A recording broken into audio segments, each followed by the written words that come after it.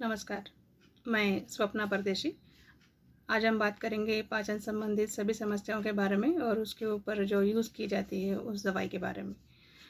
हम जनरली बहुत सारे लोगों को बोलते हुए सुनते हैं कि मेरा आज पेट फूल गया है, पेट बहुत भारी-भारी लग रहा है, पेट में आवाज़ें आ रही है, कुछ खाने का मन नहीं कर रहा है और ना डकार आती है, ना नीचे से गैस पास होता है, बहुत बेचैनी महसूस हो रही है। तो इसका मूल कारण होता है कि जो हमने खाना खाया है उसका पाचन ठीक से नहीं हो रहा है और आधा पचा हुआ खाना हमको पेट में वायु उत्पन्न करके तकलीफ़ दे रहा है।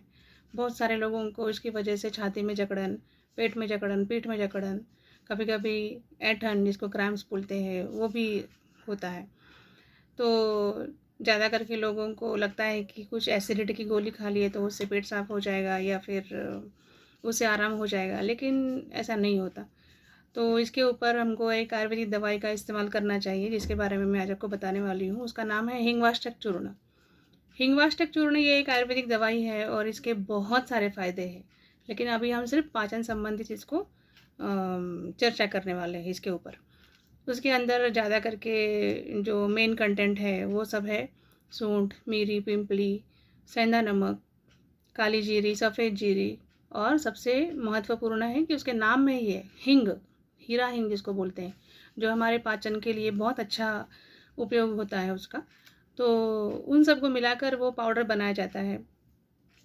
उसके अंदर अजवाइन भी एक मुख्य घटक है। अजवाइन का मुख्य उपयोग है कि जो पेट में अफारा निर्माण होता है तो वो अफारे को वो पाचन करके और नीचे के द्वार से जैसे गैस पास होने के लिए हिंगवाष्टक चूर्ण खाने के बाद में पेट में जाकर वो खाने को पचाता है। पाचन किया हुआ अनाज को मऊ सॉफ्ट करके और उसको नीचे से निकालने के लिए भी मदद करता है। इसके अलावा वो हमारे पाचक अग्नि जो कि थोड़ा सा बिगड़ा हुआ होता है उसको सम स्थिति में लाता है। उस तरह इसको कैसे इस्तेमाल करना है फिर इस प्रॉब्लम के लिए स्पेशली। वैसे तो ज़्यादा करके चूर्ण जो होते हैं वो सुबह शाम खाना खाने के बाद बोले जाते हैं, लेकिन हिंगवाष्टक चूर्ण हमको पाचन अग्नि बढ़ाने के लिए इस्तेमाल करना है। तो उसको इस्तेमाल करते समय आधी चमचा मतलब लगभग 2.5 से 3 ग्राम तक का पाउडर आप जब खाना खाने बैठते हैं तब प्लेट में लेके बैठो और उसके अंदर थोड़ा सा गाय का घी मिला दो, चटनी के जैसा उसको मिक्स कर लो अच्छी तरह से और आधा खाना होने के बाद में वो मिश्रण खा लो और बचा हुआ आधा खाना उसके बाद में खाना है आपको। उससे हमारा जो दवाई है वो खाने में अच्छी तरह से मिक्स होके और वहाँ का जो अग्नि मंद पड़ा हुआ है उसको भी वो प्रदीप्त करता है। इसके अलावा जो खाना खाया हुआ है उसका पाचन अच्छी तरह से होने के लिए मदद करेगा। कुछ दिन के इस्तेमाल के बाद आपको महसूस होगा कि खाना अच्छे से पच रहा है, अगली भूख भी अच्छी लग रही है और हल्कापन भी महसूस होता है। पेट का जो फूलापन है वो भी बहुत कम हो गया है और शरीर में उत्साह भी उससे बढ़ता है। तो इसको हम कितने दिन तक इस्तेमाल कर सकते हैं? 7 दिन, 10 दिन, बहुत पुराना अगर तकलीफ़ है तो उसमें हम महीना भर भी इस्तेमाल करने के लिए बोलते हैं। किसको ये चूर्ण नहीं खाना चाहिए? तो जिनको हाइपर एसिडिटी है, पेप्टिक अल्सर है या फिर कोई ब्लीडिंग की समस्या है तो उनको ये वैद्य की सलाह के बिना नहीं खाना चाहिए। इसके अलावा ये दवाई थोड़ी-सी उष्ण प्रकृति की होने की वजह से इसकी मात्रा अधिक नहीं होनी चाहिए। जब भी बात आयुर्वेद की आती है तो वहाँ पर सिर्फ दवाइयाँ अपना काम नहीं करती, वहाँ पर हमको परहेज़ करना भी अच्छी तरह से फ़ायदा करता है, जिससे कि हम इलाज होने के बाद में वापस वो प्रॉब्लम हमको वापस ना हो। तो इसमें सबसे महत्वपूर्ण है कि हम हमारे खाने का समय निश्चित करें, जितनी भूख है उतना खाएँ, खाने के बाद में बहुत सारा पानी नहीं पिए, 45 मिनट के बाद पानी पिए, खाना चबा-चबा के खाएँ।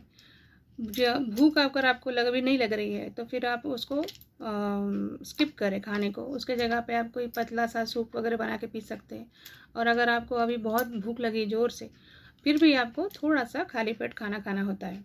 इसके वजह से अपने को हिंगवाष्टक चूर्ण इस्तेमाल करने की वैसे तो ज़रूरत नहीं पड़ेगी, लेकिन कुछ तकलीफ़ है तो उसके लिए हम कुछ दिन के लिए इसको इस्तेमाल कर सकते हैं। आयुर्वेदिक दवाइयों का साइड इफ़ेक्ट तो होता नहीं, लेकिन मुझे ऐसा लगता है कि जहाँ तक हो सके हमको दवाइयों की ज़रूरत ही नहीं पड़े अगर हम हमारा खान-पान, रहन-सहन जिसको हम आहार और विहार बोलते हैं, उसको अगर अच्छी तरह से फ़ॉलो करें तो फिर हमको दवाइयों से दूर रह सकते हैं। वैसे सभी लोग आयुर्वेद में ऐसा कहा जाता है कि सारे बीमारियों का कारण जो है वो पेट से ही शुरुआत होती है। रोगाः सर्वे अपि मंदाग्नि।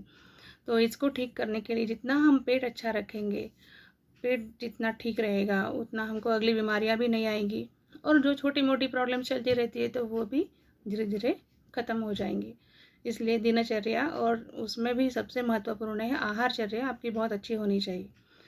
हिंगवाष्टक चूर्ण आपको बहुत आसानी से कोई भी पंसारी की दुकान पर मिल जाएगा। वैसे पतंजलि में भी ये दवाई मिलती है और इसके रिजल्ट्स बहुत अच्छे हैं। जो भी आप लोग इस तकलीफ़ से जा रहे होंगे अभी, तो आप इसको ख़रीद कर शुरू कर सकते हैं। इसके अलावा अगर आपको कुछ पूछना है तो आप कमेंट बॉक्स में पूछ सकते हैं। नमस्कार।